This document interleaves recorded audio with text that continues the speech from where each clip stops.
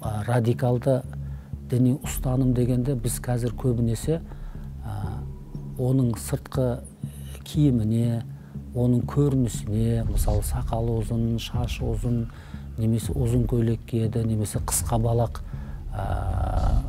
сондай бір киім киеді деген осындайларды айтып отырмыз. Немесе оның құлшылығында сәл ерекшелік бар, оның намазы сәл басқаша оқиды екен, немесе жамағатта ол әмин деп сол дауыс ұстап оны айтады екен деп тек осы белгілерді ғана айтып жатырмыз. Радикалдық сенім негізі оның сеніміне байланысты, оның миындағы идеологиясына байланысты. Міне осы жағыны көбірек біз айтуымыз керек. Біздегі вахабизм, салафизм, такфиршілер және де бұлар тағы да бөлініп кеткен бірнеше ағымдарға.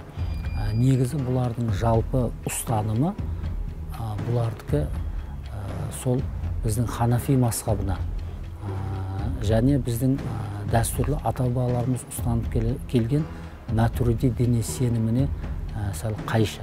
Олардың ұстанымы, діни сенімі ол өздерінше жаңа ойлап тапқан діни сенім емес. Сол бір бөлігін сол хаварижден алады, бір бөлігін мужассима, бір бөлігін сол басқа бір шиит ағым анда-мұнда алынған, сол ағымдардан алынған, соларды өздеріне идеология етіп алған осындай бір көрініс болды.